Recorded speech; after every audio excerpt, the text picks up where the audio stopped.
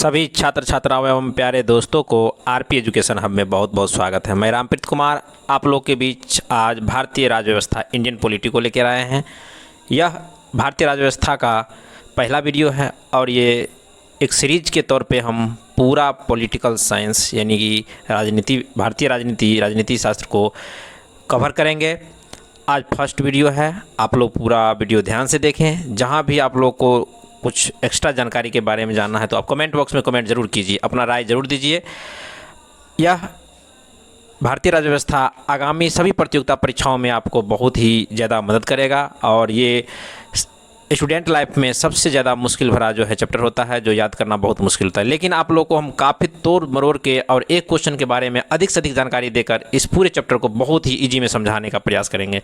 आप एक बार पूरा वीडियो, मेरा पूरा सीरीज देखने का प्रयास कीजिए। अगर आपको पॉलिटिकल साइंस से संबंधित कोई भी परेशानी आपके आने वाली किसी भी एग्ज़ाम में नहीं होगा। भारत का संवैधानिक विकास, constitutional development of India. First question की ओर बढ़ते हैं कि रेगुलेटिंग एक्ट 1773 द्वारा सर्वोच्च न्यायालय की स्थापना कहाँ की गई? तो कोलकाता में की गई 1774 ईस्वी में। ऐसा पूछा जाए कि कोलकाता सर्वोच्च न्यायालय की स्थापना किस एक्ट के तहत हुआ, तो आप लोग को जवाब देना है कि रेगुलेटिंग एक्ट 1773। जबकि कोलकाता सर्वोच्च न्यायालय की स्थापना कब हुई तो 1774 ईस्वी मानना है। आपको बता दें कि अभी वर्तमान में भारत में एक सर्वोच्च न्यायालय कार्यरत है जो दिल्ली में है। दिल्ली सर्वोच्च न्यायालय की स्थापना 28 जनवरी 1950 को किया गया था। भारतीय सर्वोच्च न्यायालय की चर्चा संविधान के अनुच्छेद 124 में किया गया है। इतना जानकारी आप सर्वोच्च न्यायालय के बारे में रख सकते हैं। वर्तमान में सर्वोच्च न्यायालय के न्यायाधीश कौन हैं, आप लोग कमेंट बॉक्स में कमेंट करके बताइए। सेकंड क्वेश्चन है कि भारतीयों को भारत के प्रशासन में भाग लेने का अधिकार किस अधिनियम के द्वारा प्राप्त हुआ? यह बीपीएससी, बिहार एसएससी और बिहार पुलिस दरोगा में कई बार पूछा गया प्रश्न है, काफ़ी हाईलाइट प्रश्न है। इसको आप लोग हर हाल में याद कर लीजिएगा कि भारत के प्रशासन में भाग लेने का अधिकार चार्टर एक्ट 1833 के द्वारा, चार्टर एक्ट 1833 से गया, जिसके तहत भारतीयों को भारत के प्रशासन में भाग लेने का अधिकार प्राप्त हुआ। थर्ड नंबर क्वेश्चन है कि भारतीय विधान परिषद को बजट पर बहस करने की शक्ति किस अधिनियम के द्वारा प्राप्त हुई? तो बजट पर बहस करने का शक्ति भारत परिषद अधिनियम 1892।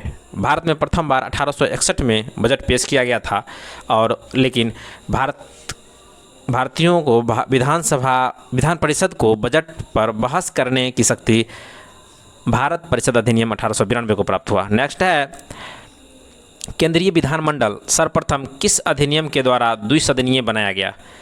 तो आप लोग को बता दें 1919 के भारत सरकार अधिनियम के द्वारा केंद्रीय विधानमंडल को द्विसदनीय बनाया गया। नेक्स्ट है भारत के राष्ट्रपति को अध्यादेश निर्गत करने की शक्ति मूलतः किस अधिनियम से प्रेरित है? भारत शासन अधिनियम 1935। अध्यादेश, भारत के राष्ट्रपति अध्यादेश अनुच्छेद 1, 2, 3 के तहत जो है जारी करता है, यानी 123 के तहत, जबकि राज्यपाल राज्य में अध्यादेश 213, 213 के तहत जारी करता है। इससे रिलेटेड क्वेश्चन था ये दोनों, आप लोग जरूर ध्यान रख लीजिएगा। नेक्स्ट है एक डायग्राम है, एक पैराग्राफ है, इसको समझने का प्रयास करना है कि भारतीय संविधान का विकास, भारत का संवैधानिक विकास जो है कैसे हुआ है। इसमें फर्स्ट में ईस्ट इंडिया कंपनी में सर्वप्रथम जो है regulating act 1773, Pitt's India act कब आया था? 1784 में, चार्टर एक्ट 1793, चार्टर एक्ट 1813 और चार्टर एक्ट 1833, चार्टर एक्ट 1853। ये 20-20 साल के क्रम पे जो है आ रहा था।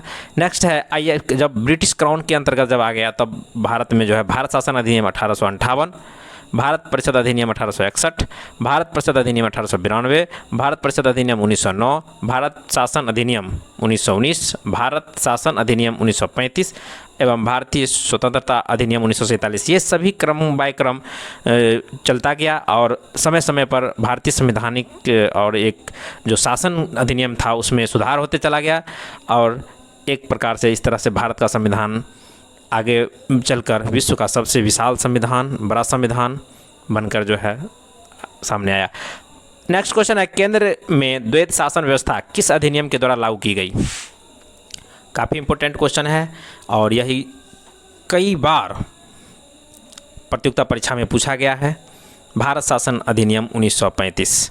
ब्रिटिश भारत में किस अधिनियम में संघीय शासन का प्रावधान है?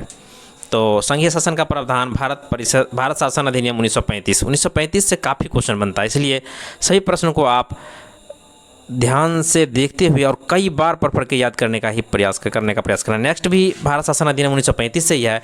अखिल भारतीय संघ स्थापित करने का प्रावधान किस अधिनियम के द्वारा किया गया? तो भारत शासन अधिनियम 1935। नेक्स्ट है कि भारत के संविधान में केंद्र और राज्यों के मध्य किया गया शक्तियों का विभाजन भारत सरकार अधिनियम 1935 पर ही आधारित है। नेक्स्ट है कि एक निर्वाचित संविधान सभा द्वारा भारत के संविधान का निर्माण करने का प्रस्ताव किसके द्वारा दिया गया था? ये क्वेश्चन काफ़ी इम्पोर्टेंट है कि भारत के संविधान का निर्माण करने का प्रस्ताव किसके द्वारा दिया गया? तो भारत के संविधान के निर्माण करने का प्रस्ताव क्रिप्स मिशन के द्वारा दिया गया, जबकि संविधान सभा का गठन कैबिनेट मिशन 1946 के अंतर्गत किया गया। तो ये दोनों क्वेश्चन में काफ़ी कन्फ्यूजन आप लोगों को हो सकता है, तो इसको एक बार और ध्यान से हम लोग पढ़ते हैं कि भारत के संविधान निर्माण करने का प्रस्ताव क्रिप्स मिशन के द्वारा, जबकि संविधान सभा गठन कैबिनेट मिशन 1946 के अंतर्गत। ये दोनों कन्फ्यूजन वाला क्वेश्चन है, आप लोग कन्फ्यूजन नहीं कीजिएगा। नेक्स्ट है कैबिनेट मिशन द्वारा प्रस्तुत योजना के अनुसार संविधान द्वारा प्रांतों में प्रतिनिधियों का निर्वाचन किस अनुपात में किया गया? तो इसमें 10 लाख की जनसंख्या पर एक प्रतिनिधि को चुना गया था। नेक्स्ट है कि भारतीय संविधान का निर्माण करने वाली संवैधानिक सभा के सदस्यों का चुनाव किसके द्वारा किया गया था? तो ये विभिन्न प्रांतों के विधानसभाओं के द्वारा किया गया था संविधान सभा के सदस्यों का चुनाव। काफ़ी इंपॉर्टेंट क्वेश्चन है। आइए अब हम अंतरिम सरकार 1946 में बना था, जिसमें प्रमुख विभाग और उस विभाग के अध्यक्ष या सदस्य हेड कौन थे? तो राष्ट्रमंडल संबंध तथा विदेशी मामला के जो है सदस्य और हेड जवाहरलाल नेहरू को बनाया गया। गृह मंत्री, सूचना और प्रसारण मंत्री सरदार वल्लभ भाई पटेल को बनाया गया। खाद्य एवं कृषि मंत्री डॉक्टर राजेंद्र प्रसाद को बनाया गया। नेक्स्ट है उद्योग एवं नागरिक आपूर्ति मंत्री जॉन मथाई को बनाया गया। श्रम मंत्री जगजीवन राम, रक्षा मंत्री सरदार बलदेव सिंह, वित्त मंत्री लियाकत अली खां और शिक्षा एवं कला का मंत्री जो है सी राजगोपालाचारी को बनाया गया। आप लोग वीडियो को थोड़ा देर रोक के इसको कई बार याद करने का प्रयास, जैसे श्रम मंत्री जगजीवन राम, रक्षा मंत्री सरदार बलदेव सिंह, वित्त मंत्री लियाकत अली, शिक्षा और कला मंत्री सी राजगोपालाचारी। इस तरह से 10-20 बार एक क्वेश्चन को रिपीट करने के बाद आपको बहुत लंबे समय तक याद रहेगा और प्रतियोगिता परीक्षा में किसी तरह का कन्फ्यूजन नहीं होगा।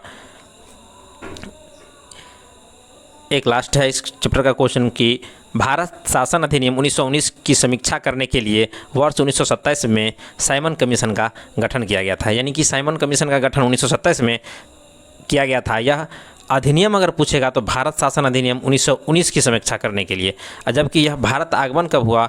तो साइमन कमीशन का भारत आगमन 1928 में हुआ था। आइए नेक्स्ट पेज में जो है भारत की संविधान सभा की पहली बैठक कब हुई? भारत की संविधान सभा की पहली बैठक 9 दिसंबर 1946। काफ़ी इंपॉर्टेंट है। भारतीय संविधान का प्रथम प्रारूप डॉक्टर BN राव के द्वारा तैयार किया गया था। तो प्रारूप जो है फर्स्ट ड्राफ्ट जो है प्रथम प्रारूप यह BN राव जी के द्वारा तैयार किया गया था। नेक्स्ट है संविधान सभा के अस्थायी अध्यक्ष किन्हें चुना गया? डॉक्टर राजेंद्र प्रसाद को 11 दिसंबर 1946 को चुना गया था। संविधान सभा में पंडित नेहरू ने उद्देश्य प्रस्ताव को कब प्रस्तुत किया? तो 9 दिसंबर को प्रथम अधिवेशन, 11 दिसंबर को सेकेंड अधिवेशन और 13 दिसंबर को थर्ड अधिवेशन हुआ था, जिसमें पंडित नेहरू ने उद्देश्य प्रस्ताव को प्रस्तुत किया था। नेक्स्ट है नेहरू द्वारा प्रस्तुत उद्देश्य प्रस्ताव संविधान सभा में कब स्वीकृत किया गया? तो यह स्वीकार 22 जनवरी 1947 को किया गया था। भारतीय संविधान के निर्माण काल में संविधान सभा के कुल कितने अधिवेशन हुए? तो कुल मिला के 12 अधिवेशन हुए। भारतीय संविधान का निर्माण में संविधान सभा को कितना समय लगा था? तो भारतीय संविधान के निर्माण में संविधान सभा को 2 वर्ष 11 माह 18 दिन का समय लगा था। नेक्स्ट है भारतीय संविधान के संवैधानिक सलाहकार कौन थे? भारतीय संविधान के संवैधानिक सलाहकार BN राव थे। संविधान सभा के वर्तमान रूप में राष्ट्रीय ध्वज को कब अपनाया गया? राष्ट्रीय ध्वज को 22 जुलाई 1947 को अपनाया गया। संविधान सभा की प्रथम बैठक की अध्यक्षता डॉक्टर सच्चिदानंद सिन्हा किए थे, जो डॉक्टर सच्चिदानंद सिन्हा बिहार से ही संबंधित हैं और ये भारत के संविधान सभा की प्रथम अस्थायी अध्यक्ष बने थे, जबकि अस्थायी अध्यक्ष डॉक्टर राजेंद्र प्रसाद को बनाया गया था। और भारतीय संविधान को कब स्वीकार किया गया? तो भारतीय संविधान को 26 नवंबर 1949 को स्वीकार कर लिया गया। नेक्स्ट है कि भारतीय संविधान पूर्णतः कब लागू हुआ? तो भारतीय संविधान पूर्णतः 26 जनवरी 1950 को लागू हुआ। अब संविधान सभा से संबंधित महत्वपूर्ण बातें जो आप लोग को बिल्कुल ध्यान में रखना चाहिए और ध्यान से इसका एक एक शब्द को समझने का प्रयास करें। 9 दिसंबर 1946 को संविधान सभा की प्रथम बैठक हुई, जिसमें सच्चिदानंद सिन्हा को अस्थायी अध्यक्ष तथा 11 दिसंबर 1946 को डॉक्टर राजेंद्र प्रसाद को अस्थायी अध्यक्ष चुना गया। संविधान सभा का प्रारंभ 13 दिसंबर 1946 को पंडित जवाहरलाल नेहरू द्वारा प्रस्तुत उद्देश्य प्रस्ताव से हुआ, जिसे 22 जनवरी 1947 को सर्वसम्मति से स्वीकार कर लिया गया। 26 नवंबर 1949 को भारतीय संविधान अंगीकृत किया गया एवं जबकि 26 जनवरी 1950 को इसे पूर्ण रूप से लागू कर दिया गया। यह एक टॉपिक है जिसमें कई क्वेश्चन का जो है मिश्रण है, तो इसलिए इस टॉपिक को, इस लाइन को आप लोग ध्यान से पढ़िएगा, 2-3 बार जरूर पढ़ने का प्रयास कीजिएगा। नेक्स्ट है 26 नवंबर 1949 को संविधान सभा किसके द्वारा अधिनियमित किया गया? तो संविधान सभा के द्वारा, ये संविधान सभा के द्वारा अधिनियमित किया गया। जनगण मन को राष्ट्रगान के रूप में कब अपनाया गया? तो संविधान लागू होने के 2 दिन पूर्व यानी 24 जनवरी 1950 को भारत सरकार द्वारा अशोक स्तंभ को राष्ट्रीय चिन्ह नेशनल एम्बलम के रूप में कब अंगीकृत एडॉप्ट किया गया? तो राष्ट्रीय चिन्ह को 26 जनवरी 1950 को। काफ़ी इंपॉर्टेंट है कि राष्ट्रगान और राष्ट्रगीत को 24 जनवरी, जबकि राष्ट्रीय चिन्ह, भारत का राष्ट्रीय चिन्ह को जो अशोक स्तंभ है, यह 26 जनवरी 1950 को अपनाया गया। नेक्स्ट है कि संविधान सभा की सलाहकार समिति के अध्यक्ष कौन थे? संविधान सभा के सलाहकार समिति के अध्यक्ष सरदार वल्लभ भाई पटेल थे। संविधान सभा में झंडा समिति के अध्यक्ष कौन थे? डॉक्टर राजेंद्र प्रसाद थे। अब हम प्रमुख समितियां और उसके अध्यक्ष। फर्स्ट है कि संघ शक्ति समिति के अध्यक्ष पंडित जवाहरलाल नेहरू, संघीय संविधान समिति के अध्यक्ष पंडित जवाहरलाल नेहरू, प्रांतीय संविधान समिति के अध्यक्ष सरदार वल्लभ भाई पटेल, प्रारूप समिति के अध्यक्ष डॉक्टर भीमराव अंबेडकर और मौलिक अधिकारों एवं अल्पसंख्यक संबंधी परामर्श समिति जिसके अध्यक्ष सरदार वल्लभ भाई पटेल को बनाया गया था। काफ़ी इंपॉर्टेंट है। नेक्स्ट है प्रक्रिया और नियम समिति डॉक्टर राजेंद्र प्रसाद, राज्यों के लिए समिति जवाहरलाल नेहरू और संचालन समिति डॉक्टर राजेंद्र प्रसाद। ये जो 8 है समिति और उसके अध्यक्ष जो एग्ज़ाम के दृष्टिकोण से बहुत ही लाजवाब और महत्वपूर्ण है, इसको आप लोग कई बार पढ़ के ज़रूर याद कर लीजिएगा। आइए अब हम इस टॉपिक के लास्ट पड़ाव पे, यानी कि अब 1-2 क्वेश्चन ही बचा हुआ है, तो इसके बाद ये टॉपिक ख़त्म हो जाएगा हमारा, जो कि बहुत ही लाजवाब और इम्पोर्टेंट एग्जाम के दृष्टिकोण से था। संविधान सभा के कार्यों से संबंधित समिति के अध्यक्ष कौन थे? संविधान सभा का कार्य जो था उससे संबंधित जो समिति था उसके अध्यक्ष जीवी मावलंकर थे। इसके बाद है डॉक्टर बी.आर. अम्बेडकर की अध्यक्षता में संविधान सभा की प्रारूप समिति के 6 अन्य सदस्य थे। तो संविधान सभा के प्रारूप समिति के अध्यक्ष बी.आर. अम्बेडकर थे और इसमें 6 अन्य सदस्य कौन कौन थे, ये भी एग्जाम में पूछा जाता है। तो पहला है N Gopala Swami Ayyangar, doctor K M. Munshi, B M. Mitra, जिनके स्थान पर बाद में माधवराव को, और अलादी कृष्णा स्वामी अय्यर एवं सैयद मोहम्मद सदुल्ला तथा डी.पी. खेतान को, और डी.पी. खेतान के बदला में बाद में इनके स्थान पर टी.टी. कृष्णमाचारी को चुन लिया गया। अब इसको याद कैसे करेंगे, आइए हम आप लोग को बताते हैं। अयंगर अय्यर, मुंशी मित्रा और एक मुस्लिम थे जो सदुल्ला थे और खेतान। इसकी तरह से याद कर सकते हैं, अयंगर अय्यर, मुंशी मित्रा और सदुल्ला खेतान। और एक बात याद रखना है कि मित्रा के जगह पे माधव, मित्रा के स्थान पे बाद में माधव, और खेतान के आधार पर कृष्णमाचारी, खेतान के स्थान पर के.डी. कृष्णमाचारी को बाद में चुना गया। ये प्रारूप समिति के 6 सदस्य थे जिन्हें हम इस तरह से याद कर सकते हैं। आप लोग को हमें उम्मीद है कि याद हो गया होगा, और आप लोग याद नहीं हुआ है तो 1-2 बार ज़रूर वीडियो को रोक के याद कर लीजिए और देखिए, सुनिए मेरी बातों को, याद हो जाएगा।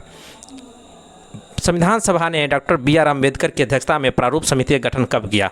तो प्रारूप समिति का गठन 29 अगस्त 1947 को किया था। बहुत ही इंपॉर्टेंट है, 29 अगस्त 1947। और इस 15 अगस्त 1947 को हमारा देश आज़ाद हुआ था। उसके कुछ दिन के बाद ही संविधान सभा ने डॉक्टर बी आर अम्बेडकर की अध्यक्षता में प्रारूप समिति का गठन कब किया? तो प्रारूप समिति का गठन 29 अगस्त 1947 को किया। डॉक्टर बी आर अम्बेडकर को संविधान सभा में निर्वाचन जो है किस प्रेसिडेंसी से हुआ था? तो संविधान सभा में निर्वाचन जो है बी आर अम्बेडकर जी का बॉम्बे प्रेसिडेंसी से हुआ था 1947 से 50 तक, लेकिन पहले जो उनका चुनाव बंगाल प्रेसिडेंसी से 1946-47 के अंतर्गत किया गया था। और अंतिम में जो है एक इम्पोर्टेंट क्वेश्चन, भारत का संविधान मूलतः 2 भाषाओं में, हिंदी और अंग्रेजी में लिखा गया है और सभी सदस्यों ने इन दोनों प्रतियों पर हस्ताक्षर किए थे। इसी के साथ मैं इस वीडियो को समाप्त करता हूं। अगर चैनल पे आप लोग नए हैं तो चैनल को जरूर सब्सक्राइब कीजिए। अच्छा लगा है तो कमेंट में ज़रूर लिखिए। धन्यवाद, मिलते हैं नेक्स्ट वीडियो में। तब तक के लिए आपका दिन शुभ हो।